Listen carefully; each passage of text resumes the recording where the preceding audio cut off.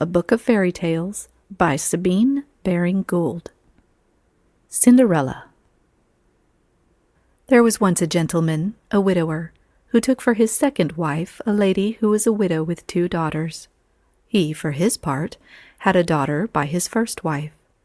The second wife was extremely proud and haughty in her demeanor, and her 2 daughters had inherited their mother's qualities.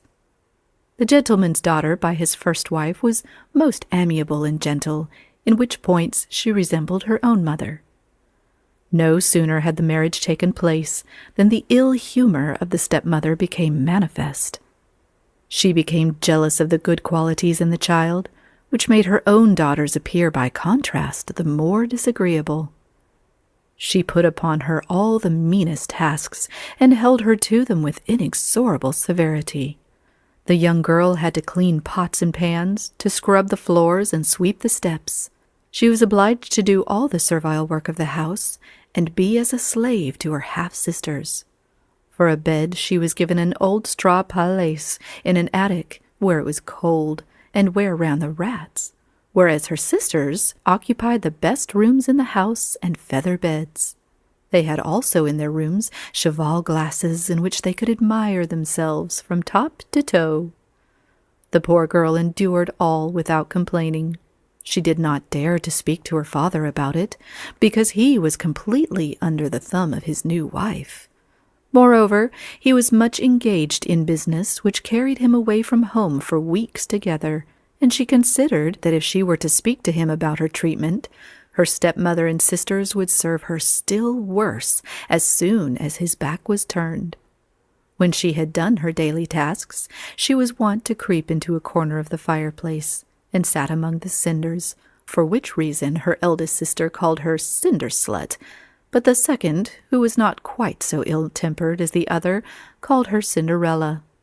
Although, poor girl, she was given the shabbiest clothes and the dirtiest occupation, she was 100 times more beautiful than her sisters in their finest dresses. It happened that the king gave a ball, to which were invited all persons of quality. Amongst others, the 2 young ladies of the house received invitation. No one thought of Cinderella, for no one knew of her existence, or if at any time they had known, they had forgotten her since she had been banished to the kitchen. The 2 daughters of the lady were greatly excited about the ball. They discussed how they should be dressed, and how they would have their hair done up, and what jewels they would wear. "For my part," said the eldest, "I will wear red velvet and lace, and a turban of red and yellow, with an ostrich feather." "And I," said the younger, "I shall wear sere green velvet, and satin embroidered with gold, and I will frizzle up my hair, and tie it with amber silk ribbons." When the time approached, they made Cinderella lace them, and patch them, and paint them, and frizzle them, and shoe them. "How would you like to be at the ball?" asked one of the sisters of Cinderella. "As for me," answered she, "I do not think a king's palace is the place for me, nor would my sooty and soiled gown appear to advantage in a ballroom." "That is true indeed," laughed one of the sisters. "That would be a rare joke to see you at the ball." "And what a fool you would look if the prince asked you to dance a minuet," said the other. For 2 days before the ball, the 2 damsels ate nothing. They were desirous to have the smallest waists of any ladies who appeared, and in lacing them, Cinderella broke a score of laces before she had got them done up tightly enough to satisfy their vanity. When it came to patching, the sisters were extremely particular. "I," said one, "will have a square patch on the top of my nose. I think it will heighten my complexion." "And I," said the other, "will have a round one in the middle of my forehead. It will make me so interesting." When the young ladies departed with their mother, then Cinderella was left quite alone in the house. She sat herself on a heap of ashes in the corner of the fireplace, and began to cry. Then, all at once, the hearth opened, and up through it came a little woman with a red cloak and a black pointed hat. This was her godmother, who was a fairy. The fairy godmother asked Cinderella why she was crying. Cinderella could only stammer, "I wish, oh, I wish, I wish, I wish." "I see clearly," said the godmother, "that you also would like to go to the ball. Is that so?" "Indeed, indeed I should," sobbed the poor girl. "Very well, then, so you shall. Go into the garden and bring me a pumpkin." Cinderella at once went to pick the finest she could find. It was yellow streaked with green. She took it to her godmother, but had no idea what would be done with it. The fairy scooped out the inside, leaving only the skin. Then she tapped it with her staff, and in a moment it was changed into the most beautiful coach, gold and green. "Now," said she, "bring me the mousetrap." Cinderella obeyed. In the mousetrap were 6 little mice. The fairy opened the door, and as the mice ran out, she gave each a tap with her rod, and it was transformed into a beautiful horse with flowing mane and tail. She then attached the 6 horses to the coach. The horses were all of a beautiful brownish gray. "What are we to do for a coachman?" asked Cinderella. "Fetch me the rat trap," said the godmother. The girl did as desired. In it were 3 rats. The fairy took the fattest, and with a touch of her wand changed him into a pompous and dignified coachman. Then she said, "Go into the garden, and you will there find 6 lizards behind the watering pot. Bring them to me." No sooner had Cinderella done what was commanded than the fairy changed them dexterously into 6 sleek lackeys, which mounted behind the coach and hung on to it with all the grace and facility as if they had been bred to it. The fairy then said to Cinderella, "There now, you are set up with a conveyance in which to go to the ball." "That is very true," answered the girl, "but alas, my clothes are so mean and soiled that I shall be ashamed to get out of my beautiful coach." "That is easily remedied," said the fairy, and she touched the garments worn by her godchild. They were at once changed into the most splendid silk, studded with diamonds. "And now, to make you complete," said the fairy, "I give you 2 glass slippers, the only ones there are in the world." When Cinderella was thus dressed, she mounted her carriage and thanked her godmother gratefully. The good fairy said to her, "I am well pleased that you should enjoy yourself, but remember to leave before midnight. If you remain a moment after the last stroke of the clock, then your carriage will turn into a pumpkin, your horses into mice, your driver into a rat, your flunkies into lizards, and all your beautiful garments will revert to the condition of dirty, patched rags." Cinderella promised her godmother to remember what she had said, and to return most certainly before midnight. Then she started, with a heart bounding with joy. When she arrived at the palace, it was announced to the prince, the king's son, that a lady in the most splendid equipage ever seen was at the gates, and that she would not give her name. The prince at once ran out to salute her and invite her to the ball. He gave her his hand to help her to descend, and led her into the great hall where the company was assembled. Then a great silence fell on all. The dancers ceased dancing, the musicians ceased playing, and the gossips ceased gossiping. All were eager to see the strange princess. On all sides were heard whispers of, "What a radiant beauty!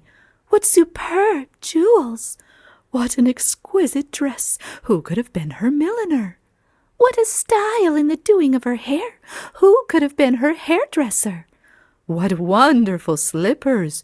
Who could have been her shoemaker?" The king, although old, could hardly take his eyes off her, and he whispered to the queen that, except herself, he had never seen a greater beauty. The queen, who was old and fat, accepted the compliment gracefully and smiled. All the ladies observed Cinderella attentively, and endeavored to engrave in their memories every detail of her dress, so as to get their next ball dresses made like it. The son of the king seated Cinderella in the most honorable place, danced with her, and himself brought her refreshments. As for himself, he could eat nothing, so taken up was he with attention to her, and in admiration of her beauty. Cinderella seated herself by her sisters, and was very civil to them. She gave them some of the oranges the prince had peeled for her, and talked to them most sweetly. They were lost in astonishment, and never for an instant recognized her. Presently Cinderella heard the clock strike 11:45. Then she rose, made a graceful curtsy to the king and queen, and to the company, and hastened away.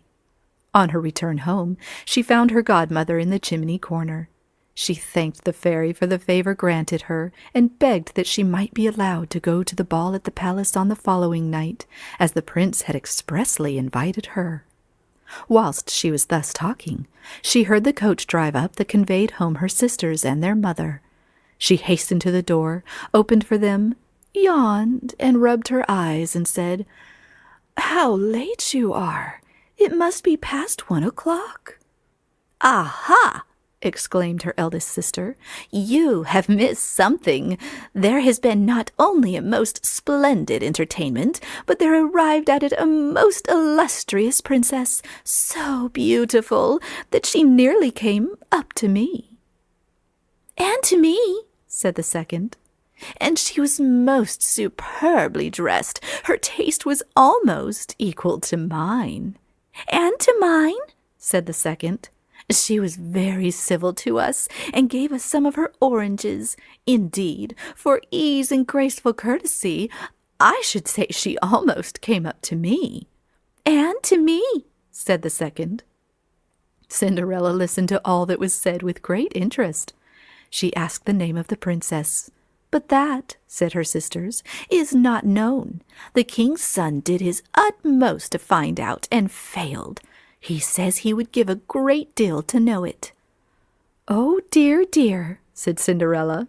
"I should like to see her. Do, dear sisters, let me go with you tomorrow night. Spare me some of your clothes. I should like to see this princess." "Hoity-toity, this is a fine idea," exclaimed the sisters. "We should die of shame to be seen at a great ball with such as you, and have it known, too, that we were related." Cinderella expected this refusal. She was not sorry. She would have been sorely embarrassed if the sisters had consented to lend her their clothes and take her with them. Next evening the sisters departed for the ball, and all happened as on the previous night. This time Cinderella was even more splendidly dressed than on the first night. The king's son was all the evening at her side, and said to her the prettiest things imaginable. Cinderella was so happy that the time passed unobserved, and she forgot what her grandmother had said to her, so that she heard the first stroke of 12 when she supposed it was only 11:00. Then she sprang from her seat and fled as swiftly as a fawn. The prince followed her, but could not overtake her. However, in her flight she let fall one of her glass slippers, and as the prince stooped to pick it up, she vanished. Cinderella arrived at home, panting, in her soiled and patched dress, on foot, without coach and attendants. Nothing of all her magnificence remained except the odd glass slipper. The prince inquired of the guards at the palace gate if they had seen a beautiful princess pass, and which way her coach had gone. But they declared that no one, except a scullery maid, had passed that way, and upon looking for her coach, it was nowhere to be seen. When the two sisters returned from the ball, Cinderella asked them if they had enjoyed themselves, and if the beautiful lady had been there. They replied that she had, but that she had fled at the stroke of 12, and had left behind a glass slipper, the most lovely that could be conceived, that the king's son had picked it up, and that he had been quite disconsolate after she had disappeared, and had refused to dance or to eat or drink anything, but had sat in a corner sighing and looking at the glass slipper. On the following morning the town was aroused by the blowing of trumpets, and upon the people coming out to know the occasion, they found the royal heralds with a chamberlain and guards, and an attendant carrying a crimson velvet cushion, upon which was placed the glass slipper. the chamberlain announced that all single ladies were to try on the glass slipper, and that the prince had declared he would marry the one whom it would fit. The slipper was tried first on the princesses, then on all the noble ladies, then on all the court ladies, but in vain. Their feet were too large. Then it was tried on in the town by the daughters of the citizens, and the chamberlain brought it to the house of the sisters. The eldest saw at a glance that her foot would not go in, so she made an excuse, ran into the kitchen, and cut off her toes. But even so her foot would not fit into the shoe, and she was obliged to abandon the attempt. Then it was offered to the second sister. She saw at a glance that it was too small for her foot, so she ran into the kitchen and cut off her heel. But even so she could not get her foot into the glass slipper. The chamberlain was about to leave when he caught sight of Cinderella in the chimney corner, and he requested her to try on the glass slipper.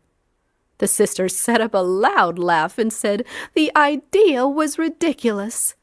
However, the chamberlain insisted on it, and no sooner was the glass slipper put to her foot than it slipped on as if made for it. The amazement of the sisters was great, but it was greater still when Cinderella produced the other slipper, the fellow, from her pocket and put it on her foot. Then the hearth opened, and through it rose the fairy godmother.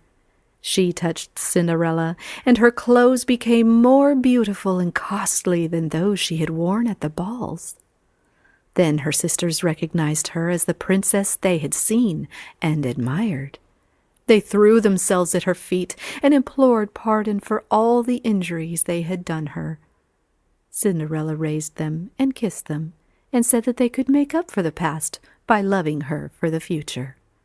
The fairy godmother then said that Cinderella must go to the court in a splendid equipage, whereupon, as by magic, the gilded coach drawn by 6 greys, with the pompous coachman on the box, and the 6 lackeys behind, drew up at the door. In this she drove to the palace, where she was well received by the prince, who thought her more beautiful by daylight than by that of candles. A few days after, there was a grand marriage. After that, Cinderella got her sisters to lodge in apartments in the palace, and after a little urgency, 2 noblemen were persuaded to marry the sisters, who sincerely promised and vowed on their side to be better tempered in their married state than they had been as spinsters. And the noblemen promised and vowed, on their part, if they did not, they would give them shabby clothes and smut their faces till they became amiable again. Extra notes for Cinderella. This story is given by Perrault. Its counterparts are to be found in every European folk store of tales. An exhaustive notice of all the analogues has been published by the Folklore Society. The English form of the tale Catskin has been displaced by the French Cinderella. I hope to give Catskin in the oldest English fairy tales. In German, the story is Aschenputtel. It was certainly known in Germany at the beginning of the 16th century, for it is referred to by Thomas Murner in 1515. In Scotland, Cinderella was called Ashiepet or Ashiepetel. There are traces of the story in very remote antiquity. Strabo tells the story of Rhodopis, who by losing her slipper became queen of Egypt, and the same tale is referred to by Aelian. The tale is this. Rhodopis was one day bathing when an eagle picked up one of her sandals and flew away with it, and dropped it in the lap of the Egyptian king as he was administering justice at Memphis. Surprised at its smallness and beauty, he had no rest till he found the owner of the sandal, and then he raised her from the basest and most despised condition to be his queen. The old German Heldenlied of Gudrun is but a version of the Ashputtel fable. Perrault took his story from the Pentamerone.